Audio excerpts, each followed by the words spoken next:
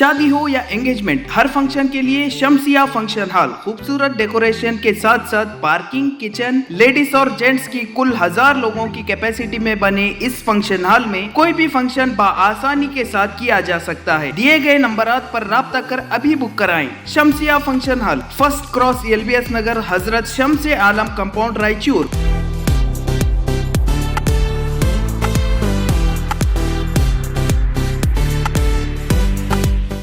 हैं और आगे अभी 300-400 किलोमीटर बाकी है, वो जल्द से जल्द कंप्लीट होगा और जम्मू और कश्मीर में जाकर वहां पर तिरंगा झंडा फैलाएंगे। और ये उनका ये साहस और उनका ये धैर्य देखकर सबको अचंभा हुआ है। भाई, हम तो राहुल गांधी जी को दिल्ली में देखते थे, AC के कमरे में देखते थे, गाड़ी में देखते थे, लेकिन ये राहुल अलग निकले, जो कन्याकुमारी से लेकर पानीपत तक अपना जो पादयात्रा पूरे किए हैं, ये इससे देखिए, वो ठंडी में, पहले बारिश में, धूप में, हर तरह के सीजन में उन्होंने चलते रहा और उनके पीछे जो हमारे भारत जोड़ो यात्री हैं वो भी चलते रहे। इसीलिए मैं उनको बधाई देता हूं और ये जो उन्होंने हमारे युवकों में धैर्य, साहस दिलाया है, ये बहुत बड़ी बात है। लेकिन ये सब जो कुछ हो रहा है, ये किसके लिए हो रहा है? कि जनता को जो पीड़ा हो गई है और जनता का जो पीड़ा है उसको दूर करने के लिए, जैसा कि आज महंगाई बढ़ी है, महंगाई इतनी ऊपर चले गई है कि उसको सरकार नीचे लाने की कोशिश ही नहीं कर रही, क्योंकि उनको फिक्र नहीं है।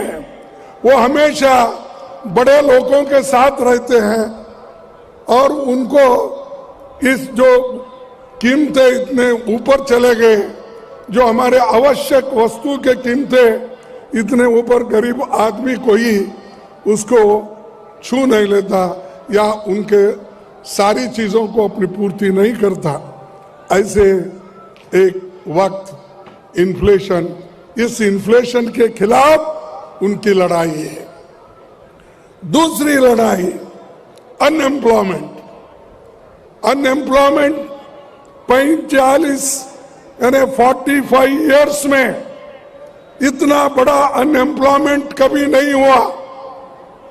आज उसके लिए वो रास्ते पे आकर लड़ रहे हैं। आज देखिए, हर जगह युवा डिग्रियां लेकर बहुत से engineers, doctors, MBA, MA, BA, B.Ed होकर रास्ते पे गिरे हुए हैं। उनकी चिंता बीजेपी सरकार नहीं कर रही, उनकी चिंता मोदी जी नहीं कर रहे, शाह जी नहीं कर रहे, और उनका एक ही काम बना है, जब से वो प्रधानमंत्री बने, जब से वो होम मिनिस्टर शाह बने, तब से उनका एक ही काम है कि देश में चुनाव का भाषण ही करते। देश के बारे में उनका सोच कुछ नहीं है, युवकों के बारे में उनका सोच नहीं है, इन्फ्लेशन के बारे में उनका सोच नहीं, देश के आर्थिक परिस्थिति के बारे में उनका सोच नहीं है।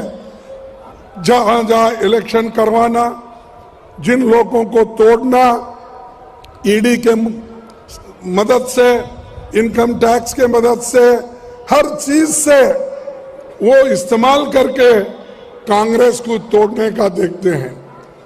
राहुल जी के नेतृत्व में हम 6-7 स्टेट में हमारी सरकार आई थी, वहां के लोगों को किसने तोड़ा? किसने तोड़ा? बीजेपी के लोगों ने तोड़ा। किसी को पैसे देकर, किसी को लालच देकर, किसी को बहका के, किसी को मिनिस्ट्री देकर, ऐसे चीज करके, और किसी को ईडी का डर दिखा के, इनकम टैक्स का डर दिखा के उन्होंने सारे सरकारें तोड़ दी। बात तो डेमोक्रेसी की करते हैं, लेकिन करते क्या है? डेमोक्रेटिकली जो चुने हुए सरकार है उनको एक एक करके गिराते जाते हैं और ऊपर से बोलते हम लोकतंत्र में विश्वास करते हैं। कहां है भैया आपका लोकतंत्र? हर जगह आप लोगों के वजह से, लोगों ने मदद करके जो सरकारें कांग्रेस सरकार बनाई उसको आप तोड़ते फिरते हो और भगवान का नाम तो लेते हैं, लेकिन इतना झूठ बोलते हैं। शायद ही कोई पॉलिटिशियन या कोई प्राइम मिनिस्टर, कोई होम मिनिस्टर आज तक इतना झूठ नहीं बोले। ये झूठों के सरदार है। हर 2 करोड़ नौकरियां देने का ये सच है झूठ कि उन्होंने कहा भाई मुझे चुन के लाओ, मैं एक गरीब आदमी हूं, मैं देश को बनाऊंगा, हर एक लोगों को, इस देश में रहने वालों को 2 करोड़ युवाओं को हर साल नौकरी दूंगा। दिया नौकरी? नहीं, आपको मिला होगा क्योंकि यहां लड़ाकू लोग ज्यादा है, लड़ने वाले हैं, इसलिए मिला होगा 2 करोड़। आपको नहीं मिला। 15-15 लाख देने का वायदा मिला, 15 लाख नहीं। अब क्या कर रहे हैं? त्रिपुरा में इलेक्शन है, वहां शाह जाते हैं, वो कहते हैं भाई राम मंदिर बन रहा है, 1 तारीख उसका उद्घाटन है। अरे ठीक है, सभी लोग तो भगवान में आस्था रखते हैं, लेकिन आप क्यों घोषणा करते हैं इसकी? वो भी चुनाव में, और आने वाले चुनाव में वो ये कह रहे हैं कि मई में चुनाव रहता है तो 1 जनवरी में वहां राम मंदिर का उद्घाटन होगा। आप कौन होते भाई बोलने का? क्या राम मंदिर के पुजारी हैं आप? क्या राम मंदिर के वहां महंत हैं आप? वहां के महंत लोग बोलने दो, साधु संत बोलने दो।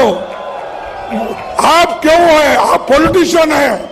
आप देश को सुरक्षित रखना, कानून की व्यवस्था रखना, लोगों के पेट भरना और किसानों का दाम देना आपका काम है। किसानों को भी बोले कि आपका दाम दुप्पट होगा दुप्पट। एमएसपी बढ़ाएंगे, बढ़ाए नहीं। तो ये सारी चीजें वो बोलते जाते हैं और ये सब, और बाद में ये कहते हैं अरे भाई ये तो इलेक्शन के जुमले हैं।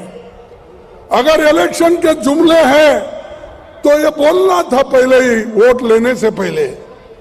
वोट लेने के बाद ये जुमले बन गए। 15 लाख, 2 करोड़, सारी चीजें जुमले बन गए।